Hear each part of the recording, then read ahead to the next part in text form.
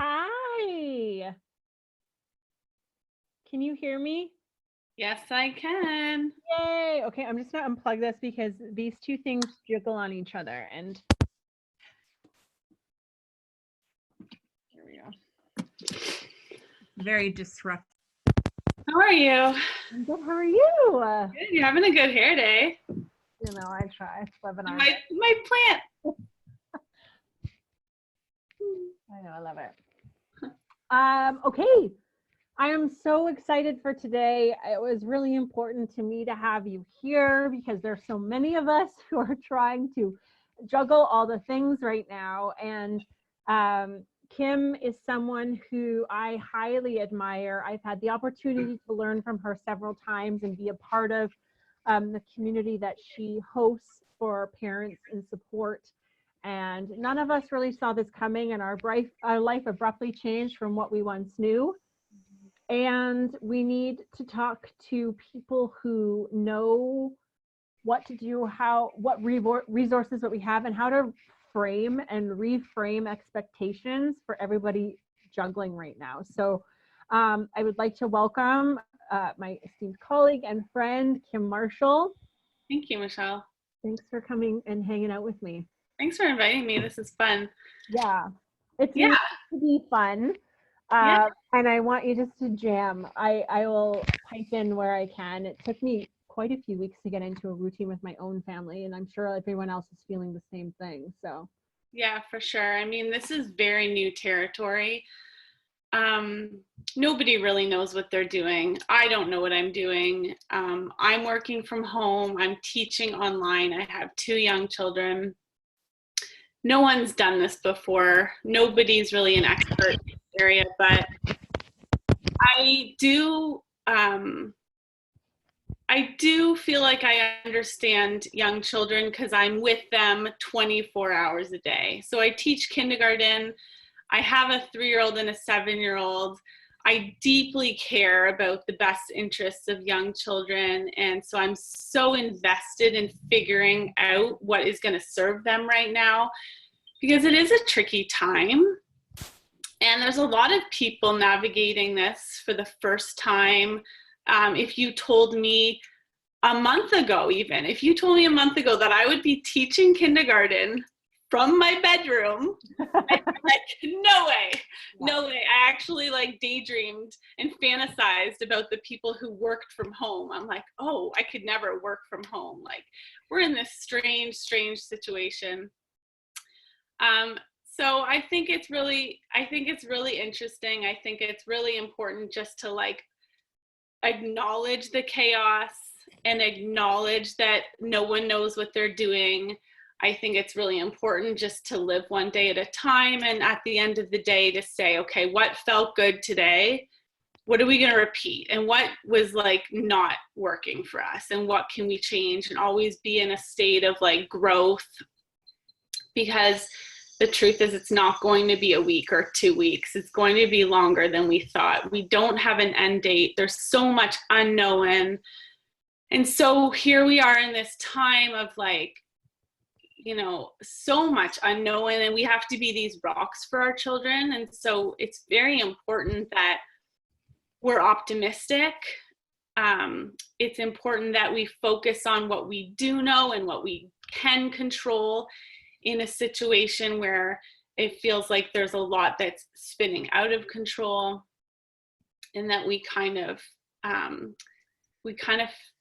have this home life managed, because this is their whole world. This is the child's world is their home right now. And so we're really going to lead from a place of love and consider this an opportunity to be the leaders in our home and make the choices that work for our family. And everybody's family is different and everybody's circumstances are different. So it's just about figuring out how to meet everybody's needs. Mm-hmm. No, and I love everything that you're saying. And I've always loved your very common sense approach with kids and ways of structuring the home environment to prepare kids for school, to help support them. And so, now that our home has become their school and parents are working, how do we best approach this? How do we first talk about what that might look like on a day-to-day basis? And then maybe also, how do we talk to kids about maybe if they're having big feelings about this? Mm-hmm. Yeah, so the language that we use with our children is really important. It's really important to have an open dialogue with our kids and not ignore the obvious. There's also, we have a responsibility to edit the information that they have because their minds can only handle so much. So it's important to give them the facts. It's important to revisit those conversations regularly because they might be thinking about it, and we always want to check in with them about how they're feeling. The language that we use really is so important because it becomes their inner monologue. I always say the words that they hear become their inner monologue. So if we are chaotic, if we are negative, if we are dismissive, that's the way they're going to view the world because we are their world. And then if we have a lens of optimism and hope and connectedness, then that's also going to be really important. When it comes to COVID-19, what I've told my kids, I think that you can have this conversation with anybody that's over 3 years old. My 3-year-old doesn't understand it. She knows she's not going to daycare. She knows that her days look different, but she doesn't understand about the virus. We don't have news on in our house ever. I think that is just a really easy way to spin out of control. Mm. But we can edit this information and we can have age-appropriate conversations with our kids that sound like there's a virus right now and everybody's decided that what we need to do to stay safe is just to stay home and stay together, and we're not going to be able to do this anymore or right now, but we are going to be able to do this and focus on what they can do. We can't play at the playground, and that's disappointing. Like, honor that feeling. It's disappointing. Mommy's disappointed too. But we can do bike rides and we can go for walks, and then they'll be like, oh, okay, that's good information, And it's hard to be able to say you can't go to school right now. I wish I could say, but this is when you're going back. That's the hard part. That's the hard part, is that there's so much unknown and we're just taking it week by week and month by month. But, I tell my 7-year-old, I say, you're not going to be able to go to school right now. Nobody's at school right now. Make sure your kids know that the school is closed and that everybody's at home and everybody's having extra family time. And the good news is that we get to do school at home and we get to have family school. And that's what she knows. And so I think at the beginning, she expected that would be hard and that would look like a lot of work, but we can weave this into our day in really authentic moments that don't feel hard. I don't believe in a lot of like school work where the child is sitting down with a pencil and paper. I really believe in experiential learning and authentic learning. And this is easy to do if we can let go of the restraints of formal education. They don't need school right now. They don't need teachers right now. They need really, they need parents. They need parents who are taking care of themselves. I feel like the home is only as good as the parents that are running it or their caregivers. The children are only going to be as happy as the adults in the home. And so we need to take care of ourselves in a new way and at a new level that we didn't have to before. And show them that learning is everywhere and that life is learning, and learning is housework, and learning is cooking, and learning is, we were at the lake the other day and my daughter's looking at all these different rocks and she's really into collecting sea glass. And I told her, I was like, this is science. You're doing science right now. You're sorting rocks and collecting them. And she wanted to look up the names of them. So these are just really easy ways that we can weave learning into every day. I really love your perspective. And that's the part I've enjoyed, is that we can reshift or find a new opportunity to teach our kids something different. Yeah. Because I'm not a teacher, and I Yeah. don't have that skill set, and I can't fill that role, but I really do love having my kids in the kitchen and baking something, or getting them, we started sprouting seeds. It's like their daily obsession to see how much they've grown, and to be super connected to their food. And um, I think it is an awesome opportunity. Similarly, or interestingly, I had a call last week that I had to do, and I was on a Zoom call for an hour. And in that time, my kids, like, I tried to reframe that and give them as much warning about that as possible.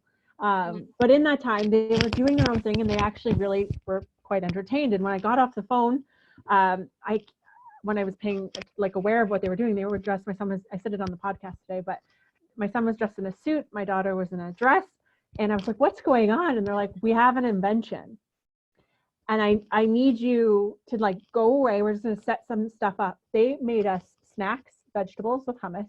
They made grain-free. They got the grain-free crackers. They made out this platter. They had their invention. They drew it out for us. They sat us down. They hosted a meeting, pitched an idea, and told us what it would cost to invest in their product so they could create a time machine, so we could all go back and meet the dinosaurs. Amazing. $16,300, which is I think a steal of a deal. But the creativity and the entrepreneurial vision of that, I don't even know where that came from. Yeah. But and that was, I was like, whoa, we have an opportunity here to teach them different things.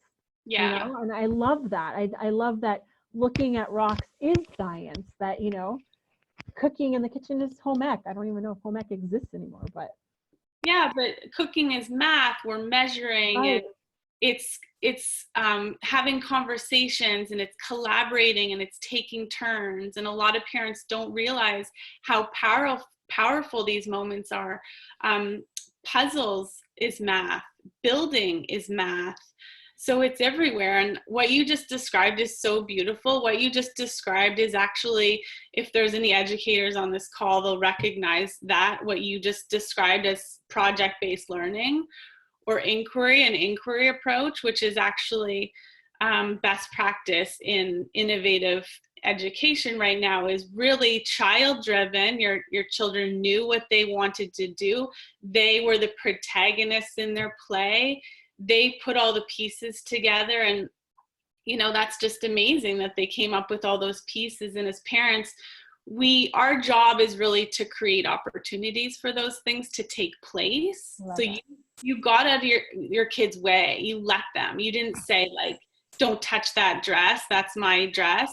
You let them explore, and you let them play, and you let them figure it out. And now maybe you can ask probing questions okay, how are you going to get that money together? Or what do you need to do this? And plant some seeds so they can take it a step further.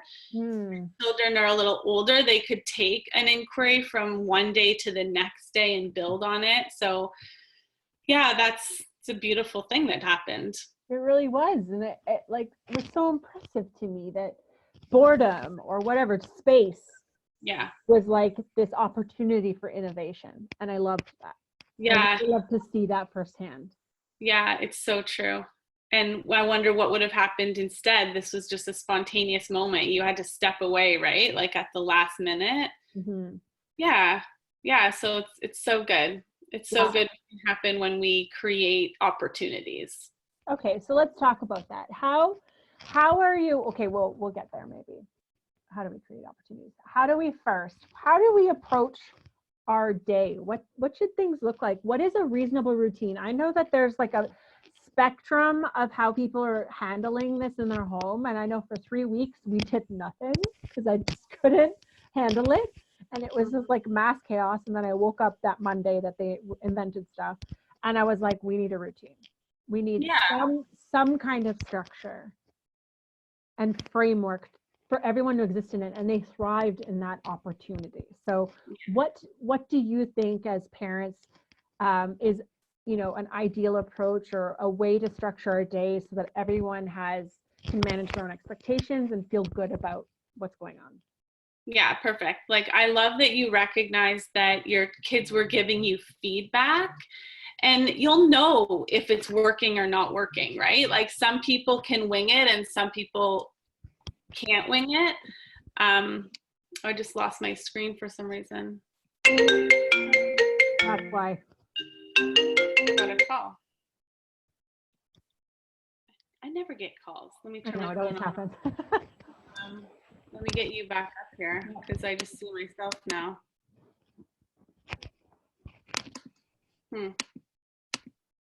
That's interesting. I've never had that happen. I don't want to talk to myself. Do you know why the picture went away when I got a call? I don't. Here, let's see if I can. I'm gonna turn my phone off.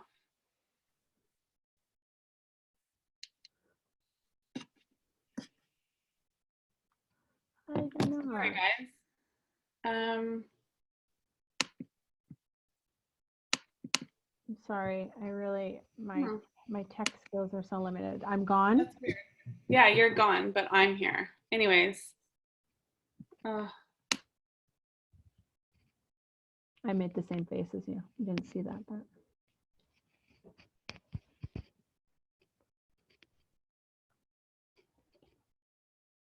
Oh, chat.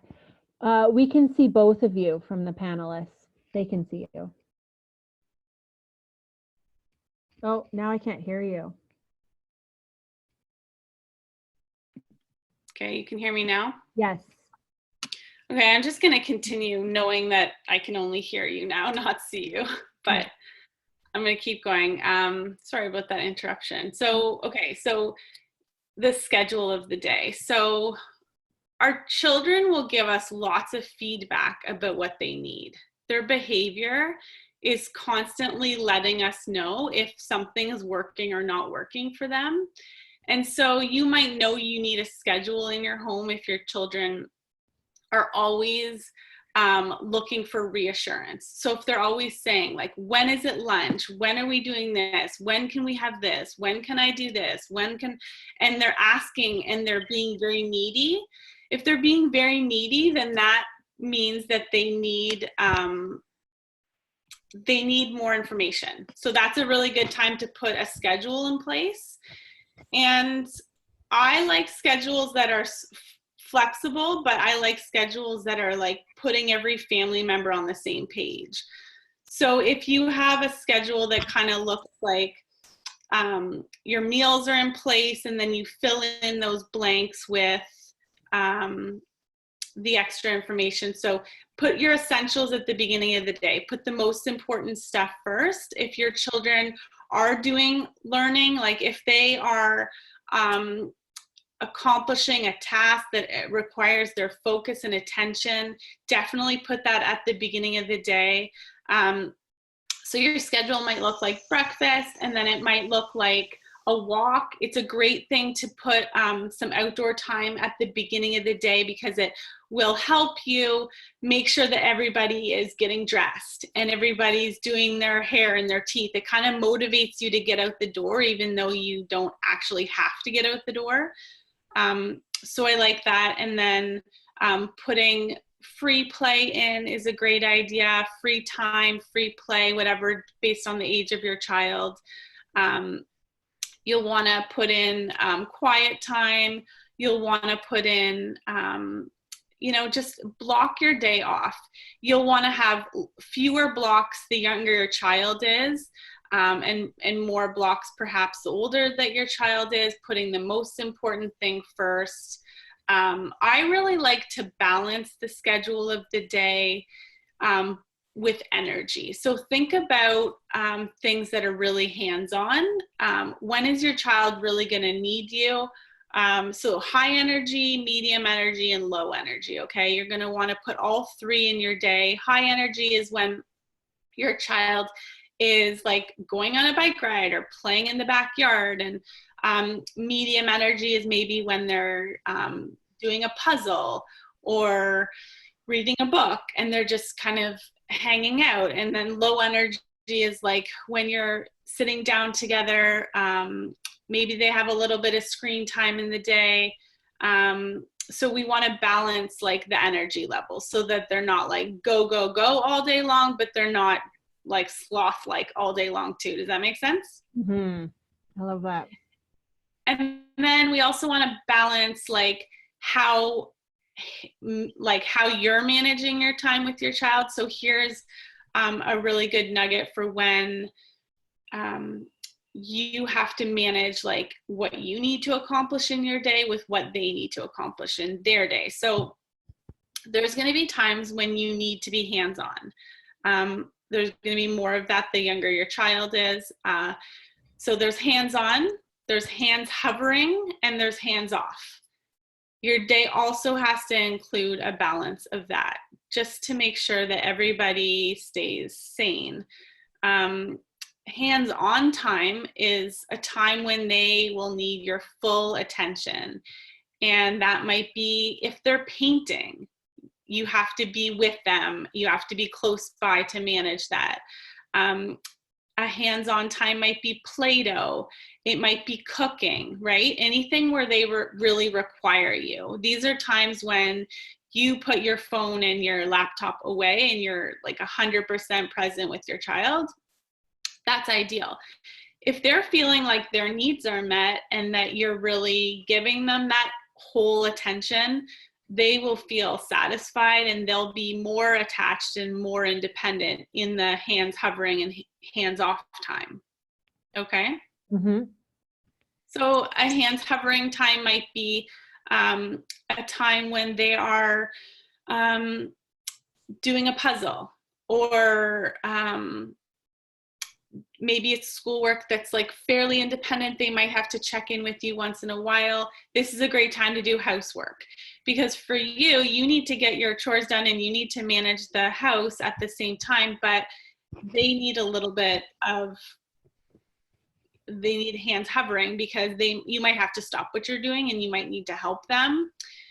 And then hands off time is really when you're doing your work and they're doing their work. And the work of the child really is play.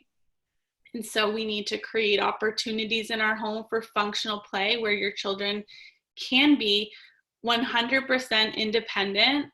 And you are telling them it's time for you to do your work and it's time for mommy to do her work. And if you're saying right now in your mind as you're hearing this, like, oh, that's not my child like needs me to play with them, well, it's only because they haven't had enough practice. So your child is very capable. We view the child as very capable, complete and whole. They have everything that they need already available to them.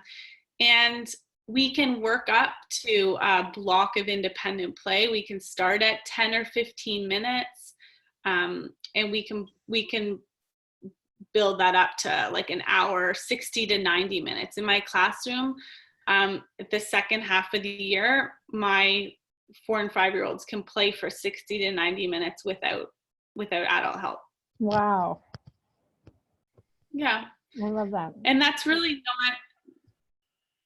not wasted time. That is really the time. That is really the meat and potatoes of their learning, because that's where they really try on new ideas and they really explore hands-on materials, and they really play out the storylines that are in their own minds. So if your kids are asking you to play with them, they probably don't need you to play with them. They probably need your attention. So connect with them in some way, and then let them play and tell them like that, I know you can do this. I know that you can go do your work, and I'm going to do my work, and empower them so that they can start practicing that independent play. I love that. Are we talking to our kids about it in this way? Like, are we calling it hands on, hands hovering, hands off? Like, how are we talking to kids about this? Yeah, I don't talk to them. It's just nonverbal body language. So okay. You can have in your schedule, you can have like your meals, which hopefully you can do together. That's a great time to connect. And then you can put in learning time, and they might know that their learning time requires you. They might know that. And the more consistent that is, the better, and they know what to expect. This is the beautiful thing about schedules, is that kids feel really emotionally safe and really, really comforted when they know what's next. So that's the beautiful thing about a schedule, is that it just keeps things really predictable, and your child knows what's going to happen. Every day is the same. Learning time is with whoever. Quiet time is by myself. Okay, every day after lunch we have quiet time. They know quiet time means that each family's in a different room, because we can't all spend the whole day together. It's not fair to expect that. And I don't think we should do that. I think that everybody needs to have their own space, and quiet time is the hands-off time. So quiet time's when you know you're going to put your child in an environment that's safe and that has the tools that they can use to feel creative. And quiet time's not painting and Play-Doh and things that are going to require you paint.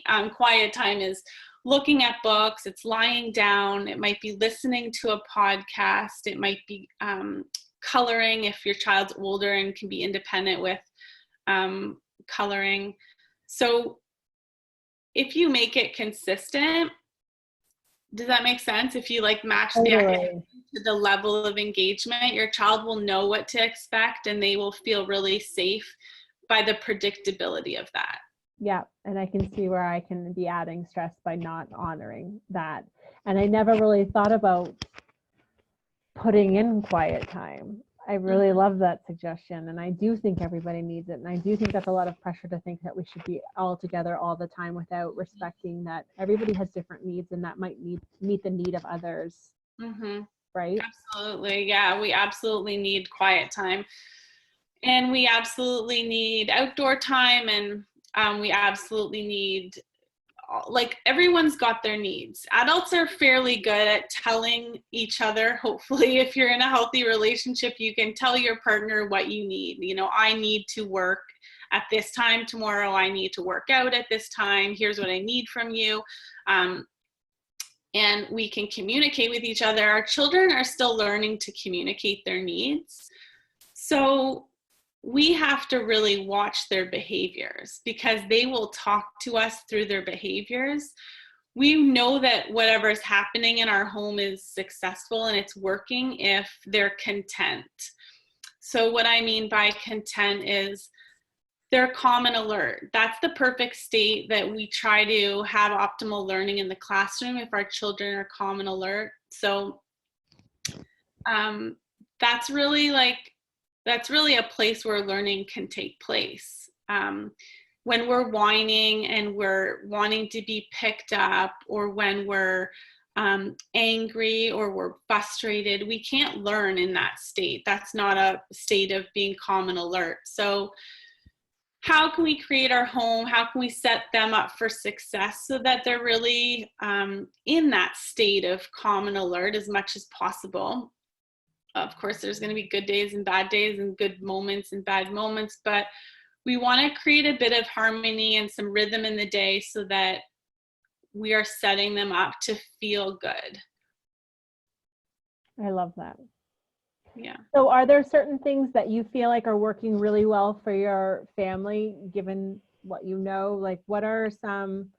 What's your routine like?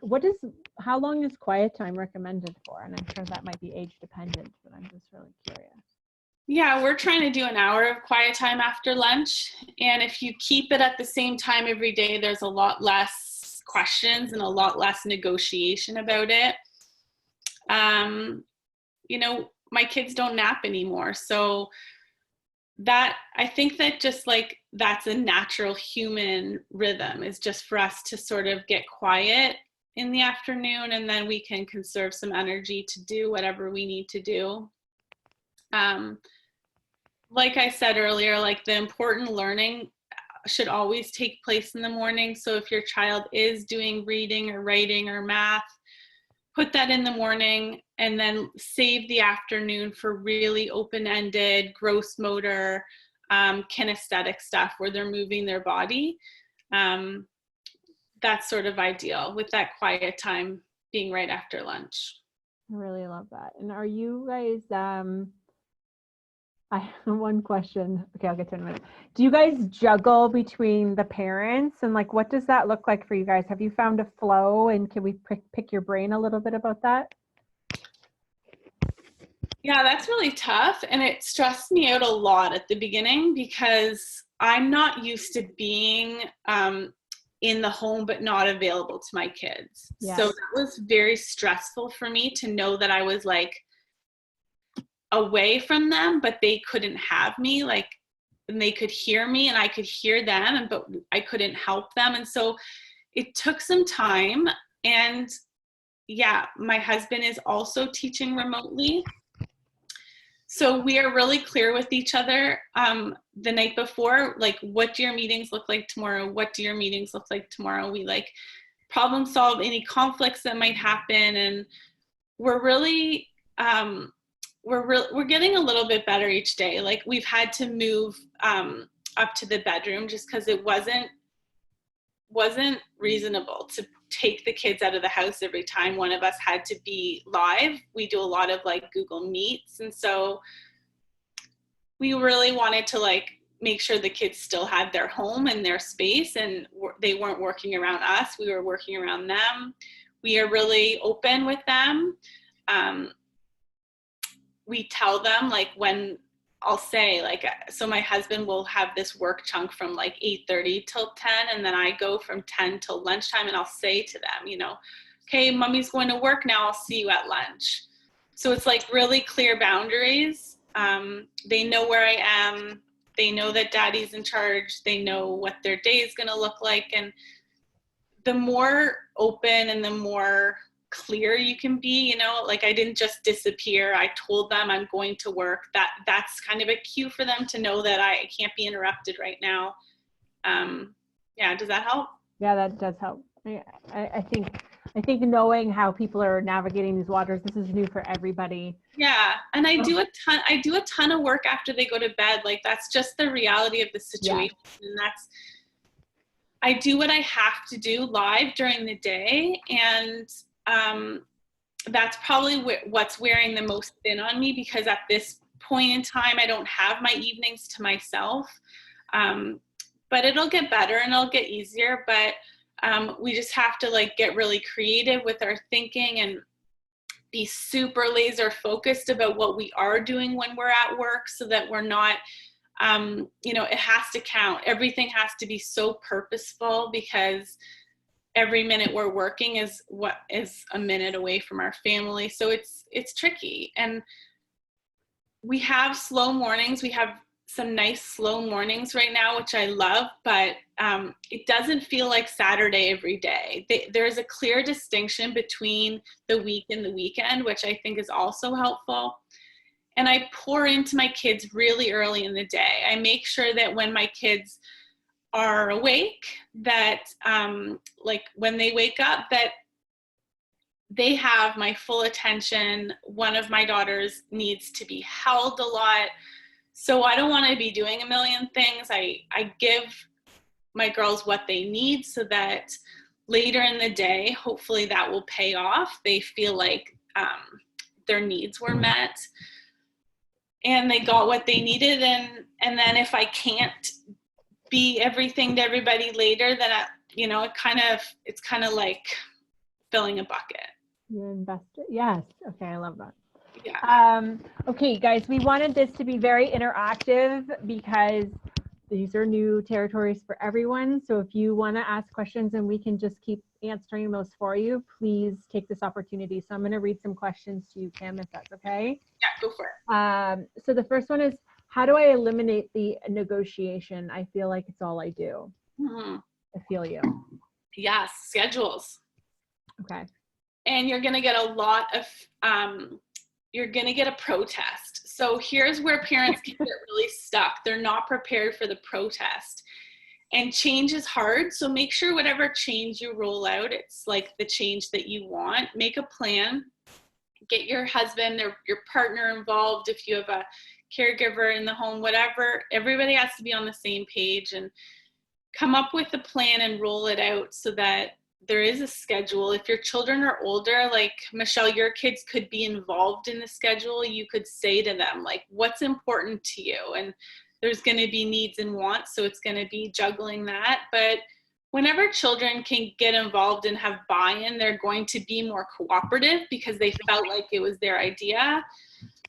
But schedules are so helpful because, like, this is the schedule. And so I'm not telling my kids they have to read books at 1 o'clock, but I am telling them that there will be quiet time at 1 o'clock. So maybe, you know, you have a little list, and for young children, it's pictures, a few different pictures of what quiet time choices they have, so that they do have some voice and choice in the situation. Children love to be heard.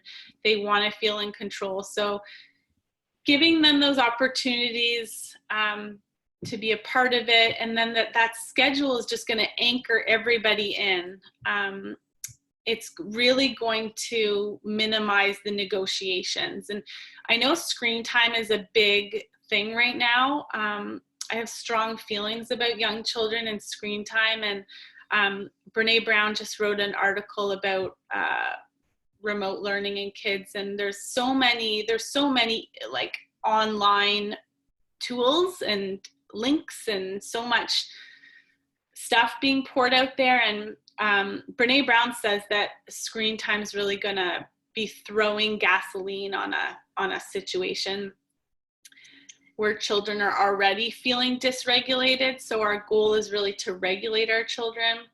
Anyways, I bring this up because screen time can be like a huge negotiation, right? Like, so if we put that you get 30 minutes of TV in the morning, or one show, you know, like you have to create boundaries. Children feel safe when they have boundaries. If it's always the same amount and it's always the same time in the day, they know what to expect, you know what to expect, and they will protest. If it's different, they'll cry, they'll scream, and it'll suck for 2 days. And then they'll realize, okay, you're not budging, and you do like mean what you say. And if you're consistent, that actually makes children feel really safe. So a lot less negotiations will happen when they know what's happening and when it's happening. The first few days of our holiday, my kids were so hungry. Like, they wanted to eat all day long. And did this happen to any of you guys? Like, our fridge was just always open. It's like, when is snack? When is lunch? Blah, blah, blah. And so I literally just had to be like, this is when our meal is, this is when our snack is. Like, they know. My 7-year-old, I'm like, is it snack time? Like, don't ask me. It's not 10 o'clock yet. 10 o'clock and 3 o'clock is snack time. She's watching the clock, math. Yeah.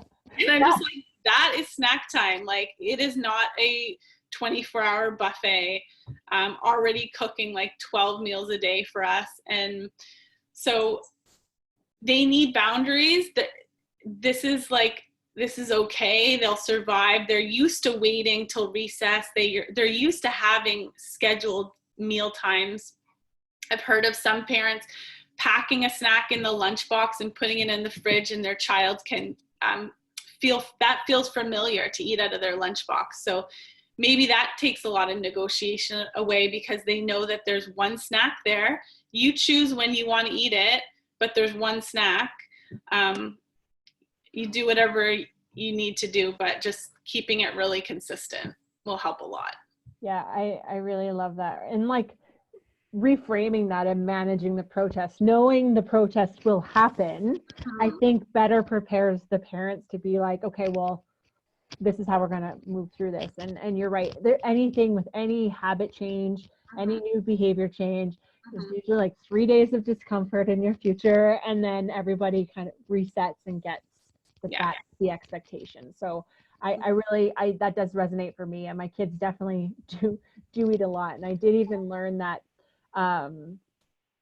if I have to do a call, if there's something that is like can't be worked around and it's around a snack time, cutting up a plate of vegetables and like leaving them out to access was also helpful for them, because then they also, one, were filling up on healthier food choices, and certain things could be without disruption.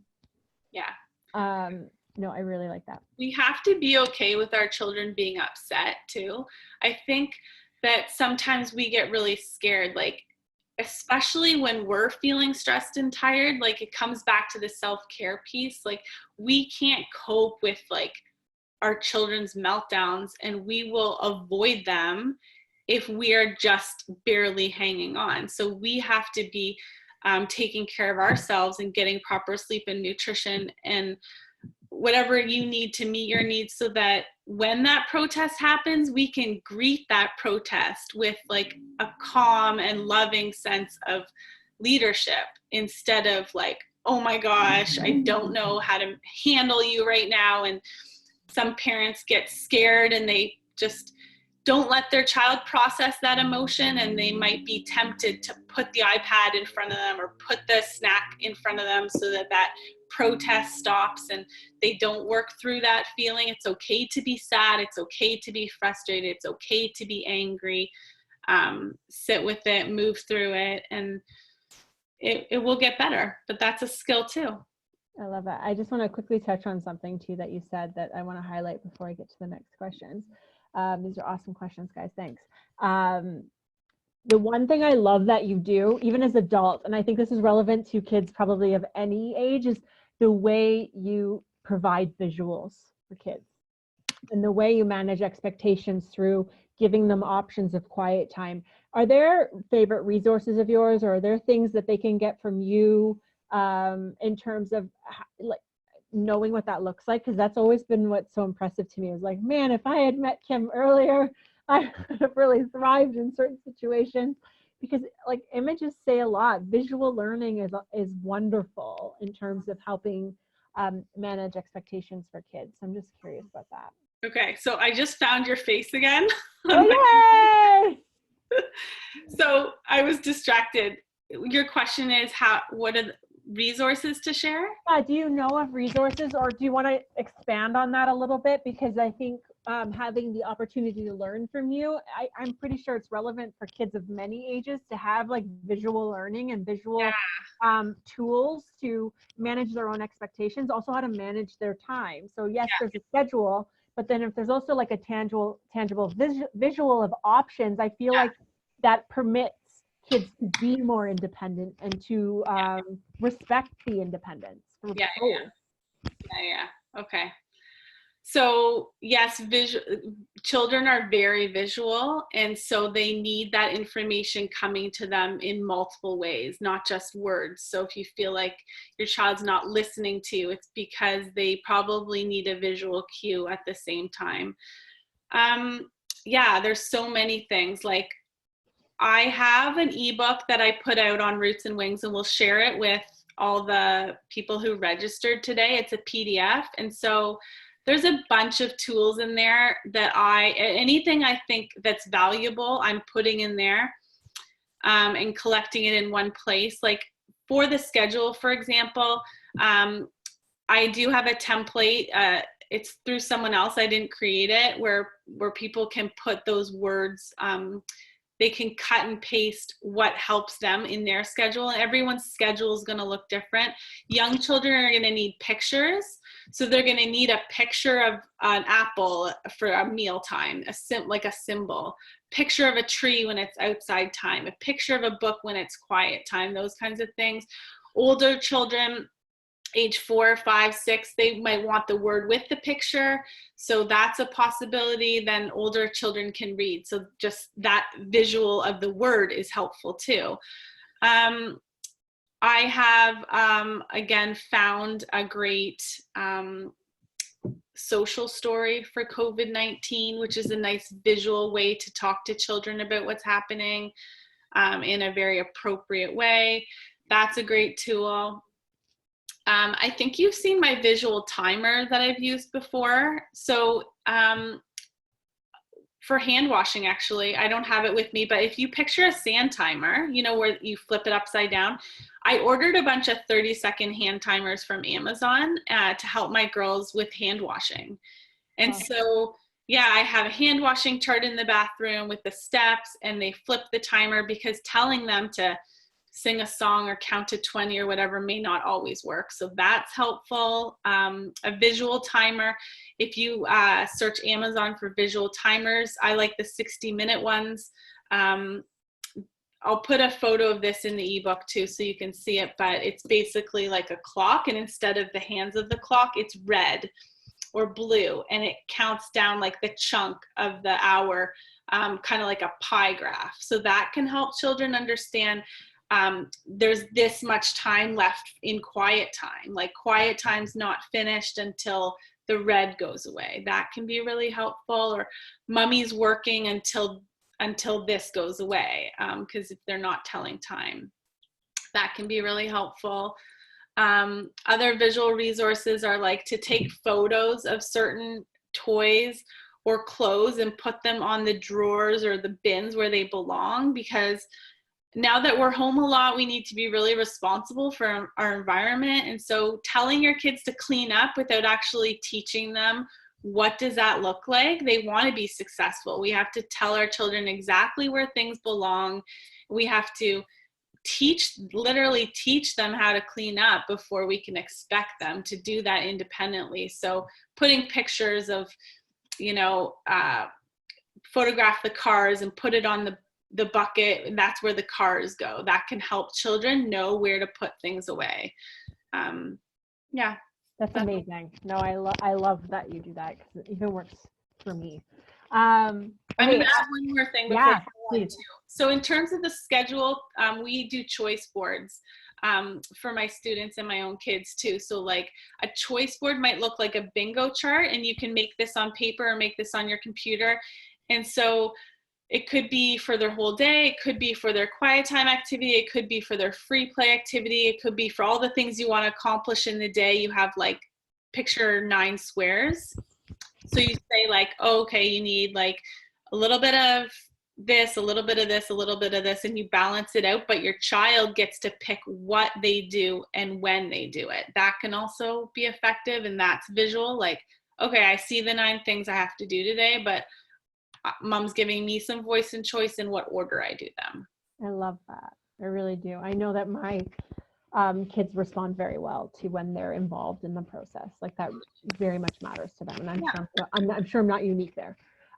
Lorelei asks suggestions for what to do during quiet time for a 2.5-year-old.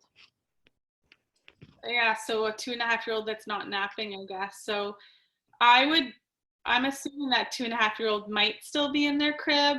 I would still put them in their crib, and I would still, low lighting and low sound, no matter what the quiet time activity, it's very low. This is not screen time. Screen time is very stimulating for children. So sometimes we make the mistake of giving our kids a show to calm down, but actually it's like really firing up their brain. You can tell us all about that too, the science behind it. And so we can make that mistake. Definitely no screens during quiet time. It could be looking at books. And if your child's used to being alone and being comfortable by themselves, they might start talking to themselves. They might start singing. And again, if that's hard for your child, if it's uncomfortable for them, they just need practice. So keep doing it and stretch the time out a little bit more each day. But I would put a 2.5-year-old in the crib with a couple stuffies, a couple books. Maybe you'll want to put some music playing, and just keep things really positive. I love that. Okay, Audrey's asking, my 5-year-old is turning into a hermit. She was already introverted, and now I'm worried she's going to regress. I tried to remind her that she'll be happy when she returns to school because she'll be seeing her friends again, except she's much happier not going to school. Gasp. Yeah, so this is super, super important. I think that the biggest risk that we're dealing with right now is not that our children might be behind academically. I could care less if my own children or my students are 4 months behind in reading. I could really care less. I think the big risk here is a mental health issue. And as a teacher, if I have my students return to school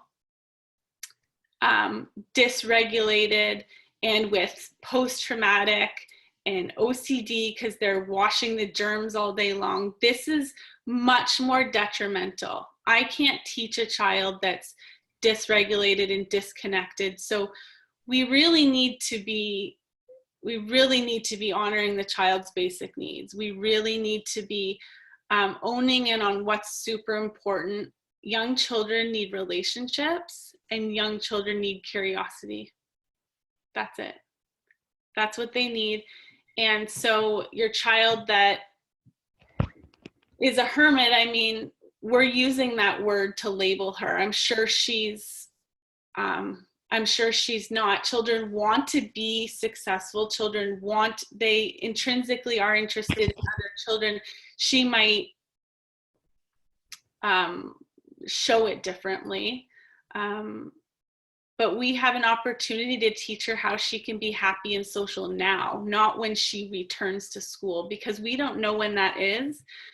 And that's sending her a message that she might not be enough right now. And she is a social being right now. And so connectedness is what we need to focus on in our school day and in our home days, sharing of experiences, sharing of stories. So your 5-year-old needs to be thinking of other children. Obviously FaceTime, Google Meet, screen time where you can connect with other children is nice. There's other ways you can think of other people and create moments to build empathy too. Pen pals is a great idea. Kids can be mailing letters, pictures, stories to each other. We can be putting mail in neighbors' mailbox, reaching out, thinking of other people. There's a lot of ways to create social opportunities right now. I do think that our single children and our only children without siblings are at a disadvantage right now. We're going to have to work a lot harder with them because they're not going to have the same opportunity to develop their language and practice sharing and turn taking in the same way that someone is with a sibling, just organically in the home. Yeah, so I hope that helps. Tell your daughter that she can be happy and social right now. Show her that you're social and happy.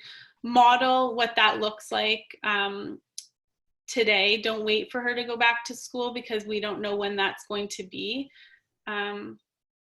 Yeah, I hope that helps. Yeah, I really like that. And I agree with you. I think it is, I love the pen pals idea too. I love that. Yeah. She says, thank you. Okay. Yeah, I think I agree. I think it's the social aspect. I think it's the connection aspect. I think it's the mental health impacts that we're going to see that translates much longer than COVID. So I really appreciate you bringing that up and finding ways of supporting connection with kids in these times of isolation. I think that's super valuable, and I'm going to take up the pen pal idea too. I think that's brilliant. There was a mom who had sent me an email beforehand. They're at home working, juggling, also trying to work with their child in school, and the child has ADHD, and there's a lot of stress going on within the family, and wants to have some clarity about juggling that, or maybe how we support kids with known attention and focus issues or concerns. Do you have any tips around that, or how we can support everyone thriving in that situation or doing the best to get through that situation? Yeah, for sure. I really feel for those families. I would tell her to book an appointment with you. That's what I would tell her. I think I would focus on sleep for sure. I would work with a sleep coach if your sleep isn't intact, because it sounds like this child has a diagnosed ADHD in place already, but there are a lot of children who are presenting with ADHD who are just overtired. That's a fact. So we need to make sure that those basic needs are met. I'm really big on sleep. I'm really big on putting our kids to bed early, I think for our own sanity too. And right now with this vibe of it being summer, right, or weekend all the time, our kids are going to bed later, but they're not sleeping in later. Or they might go to bed 2 hours later and sleep in an extra half an hour. So they're really sleep deprived, and we can't ask our children to be calm and alert and regulated and patient and articulate when they're overtired. So that's, sleep is big, nutrition is big, but if your child has a diagnosed ADHD already, think about the accommodations. Maybe your child has an IEP, an individualized education plan, and if your child has an IEP, think about the accommodations that they're using in the classroom, and think about how you can use those at home. Your child might need certain things. It's going to be way more important for that child to have a schedule and consistency. And yeah, I'd be happy for her to DM me. It's sort of an individualized thing, but I'm sure you also have a lot of great suggestions too, Michelle. Well, I agree with you that I think routine is key. I think sleep is essential. I agree with nutrition. And then, yeah, if working with a naturopath is indicated, and looking at any other underlying factors for the diagnosis and understanding from a neurochemical standpoint, like what other interventions can be done, then I do think that that's also helpful for sure. Right. Yeah. And if the child's medicated, maybe that medication needs to change now that they're home. Maybe their day looks different, and so the dosage needs to be reevaluated, and it's complicated. Yeah, that's I think a really good answer. Does anybody have any other last minute questions for Kim? I give you guys a minute to write anything. Got 2 screens so I can see everything like a ninja. I'm so grateful that everyone's getting an amazing resource from you. If you guys aren't already following Kim on Roots and Wings, her Facebook group, she's an incredible resource. She provides online resources, ebooks, in-person experience to help support parents in the education and understanding how to support children in those transitions. And she's amazing. And she's really good at answering questions. So if you guys have any other last ones, I'm always very impressed by her robust knowledge base. But Kim, I really appreciate your time and expertise, because I got a lot of value out of that. I can see a lot of ways I can help stimulate curiosity in my children, and I can help support them Cool. in an empowered framework to ensure that they thrive in this situation. But yeah, collectively, I'm sure everybody's very grateful for your time, because these are unprecedented times. No one expected this. We're all trying to figure this out as we go, and having resources like you available to us to ride that wave, I think is incredibly helpful, because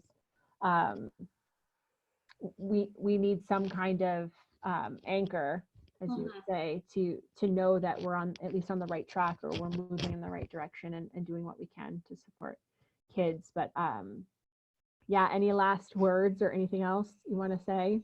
I did do an hour-long talk on my Facebook page. So look up the video there, go to videos, and it's the last one I did. Yeah. And it's called Creating Opportunities for Functional Play in the Home. So if that's interesting to you and you want to know more about how you can help your child be independent, and how you can really edit what's available to them and make sure what is available to them is very open-ended, and it's going to allow your child to feel creative. And it's the skills and not the knowledge that we want to help our children with. We're really educating our children for jobs that don't even exist yet. So really think about what's important, and creativity, imagination, collaboration, resiliency. These are things that we need our 21st century learners to have. So play is a really good place for that. So go to that video, and then just remember that it's not homeschool. Schools are navigating this for the first time too. Nobody really knows what's best. We're assessing and pivoting every day. In my opinion, it's crisis schooling. It's crisis parenting. This is very interesting, very unique.